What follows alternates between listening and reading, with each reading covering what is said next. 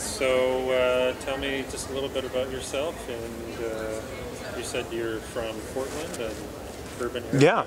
I'm Scott Kveton. I'm the co-founder and CEO of Urban Airship. We're a push notification company. We help send notifications to like iPhones, Android, so think sports scores for ESPN, breaking news alerts for USA Today, daily deal for Groupon and Living Social.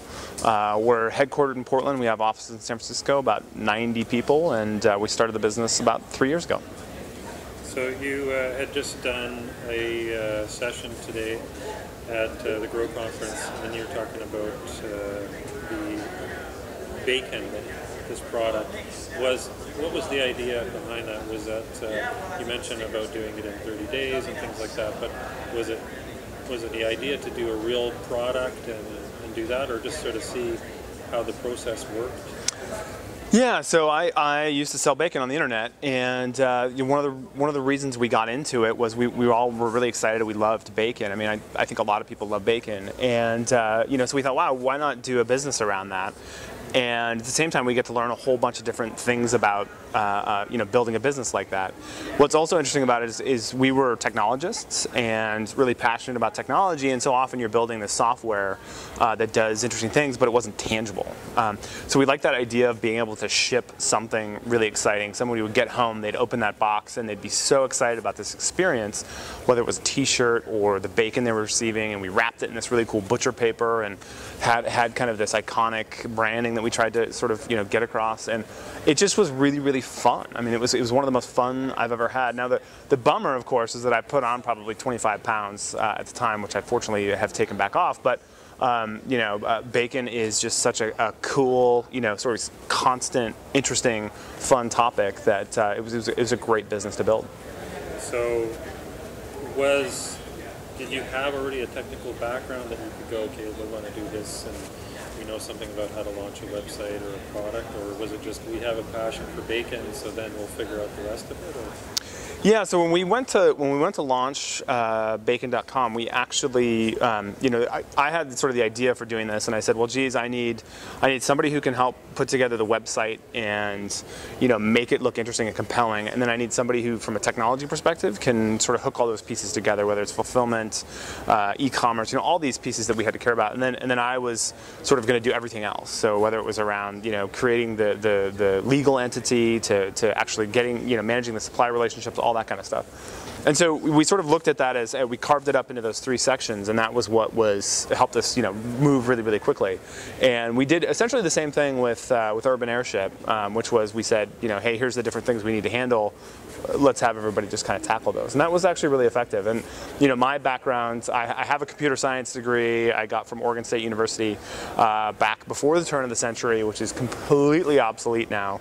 And I literally have no technology marketable skills anymore, but I do have a pretty strong understanding of technology. So it didn't really help you, or was there an aspect of it that did help you? Having a technology background, especially now that I'm on the business side of the house, that always helps you. And I always encourage folks, especially if you're going after a business degree, to at least minor in computer science so that you understand some of these concepts. It's interesting to hear about how you scale these things, and the business team is like, well, why can't we just do more? Can't we just buy more servers or whatever? And it's not that simple. And so having that understanding of both sides, I think, has been extremely beneficial for the work that I've done over the last couple of years. So in the business side of it, had you had previous small business experience or before? No, on the business side, I had almost no experience. I've run a couple other companies before, but it's I'm a huge fan. You can read, you can try and learn from books and all these websites, but really you just have to get in there and fail.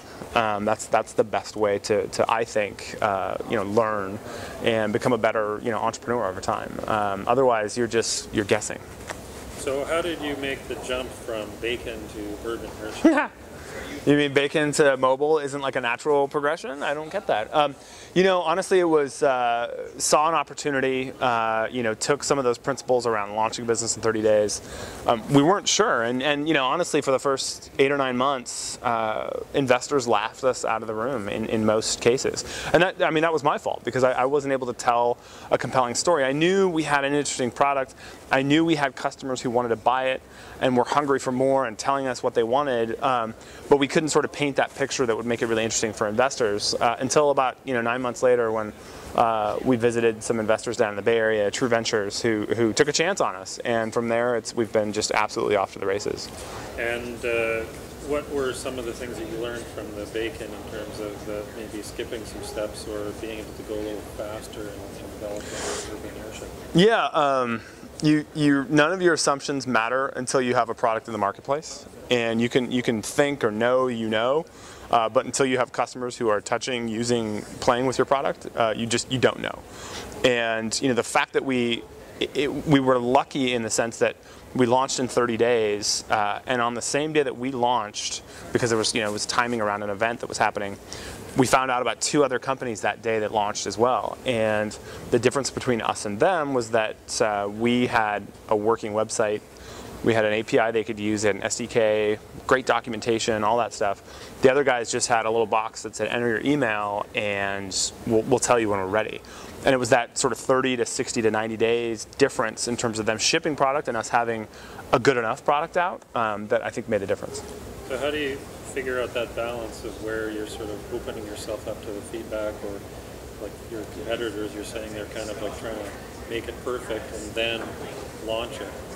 I think finding that balance is, this is why you pick an arbitrary date like 30 days. 30 days is a nice timeline. It forces you to cut corners and just ship the minimum viable product. The bonus for us is that it was a developer-facing tool, so it could be a little rough around the edges. We didn't have a lot of design help with it early on. Since then we've added a whole bunch more sort of interfaces and have had designers heavily involved, and that's had a significant impact. But the bonus for us at the time was that we could cut those corners because developers only needed the basic set of tools. So you reached a certain point and you decided to go from Portland down to San Francisco?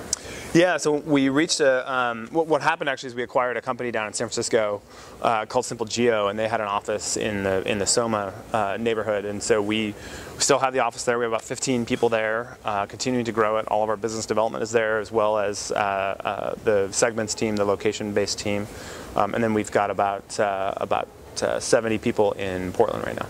So did you always think that, well, we have to go down there in terms of raising some funding, or did that just evolve organically? Yeah, I mean, the reality is the Bay Area still is the epicenter of where you go raise money. I mean, there's so much capital. The investors understand the businesses, especially stuff that we're doing, which was a SaaS solution. And we started in Oregon trying to raise some funding, and that didn't quite work because it was still really questionable about what our business looked like. And so when we went down to the Valley, our first shot at it wasn't super compelling, and we just weren't able to raise funding. And it wasn't until the second run at it in January of 2010 that we finally sort of hit on the story and found the right investor that was willing to take a chance on us. And after the fact, they actually told us, they said, look, we bet 50% on the team and 50% on the products. So it wasn't that they thought we had this killer product that was taking the market by storm. They felt like with their guts that we were scrappy and we were hungry, and we wanted to win. So what do you think changed from the meetings? Like you said, the first time you went down there and it didn't really fly, and then I think what changed for us between sort of the fall of 2009 and January of 2010. We had a better story, but we kept doing what we said we were going to do. We kept shipping like we said we were going to ship, and we kept growing the business like we said we were going to grow the business. And so those indicators and sort of that 8 months of a track record, 9 months of a track record was what was the difference for, I think, investors. I also think that the True guys, True Ventures was phenomenal for us. There a lot of them are ex-CEOs or have, were current CEOs, and so they understood and they got that we had bootstrapped this thing, that we had these amazing customers. They weren't sure where it went, but that was part of their instinct and part of what I think differentiates those guys. And they've been phenomenal to this day to us, and we've been so lucky to have them involved. So what's the next step for you guys?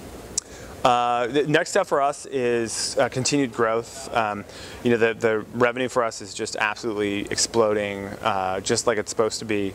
We're growing the sales team. We're going to open an office in London in October, and then somewhere in APAC probably in Q1. And so we're going to grow like crazy. 85, 90 people right now.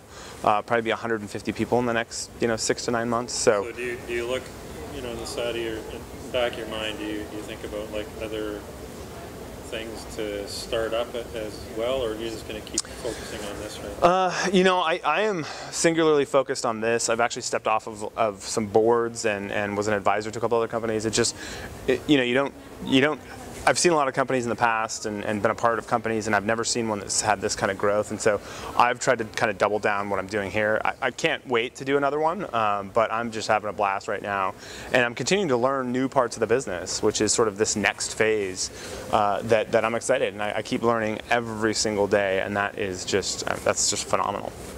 So one last thing. So what do you think? Have you been up to Vancouver before, or is this your? I love Vancouver. I've been here many, many times. I have some friends who live here, and I love the GrowConf. Debbie and her team at Dealmaker Media are just phenomenal. I've done a bunch of events with them. What I like about their events too is that they really spend a lot of time curating the content. Like the presentation I gave, I had 3 or 4 meetings with them to go over that content. They didn't just say, hey, yeah, show up and be yourself. They said, no, we want you to cover these specific things. And so I feel like the folks who come get a really, really fantastic experience out of it. And I'll always do Dealmaker shows. Okay, thanks a lot. Great.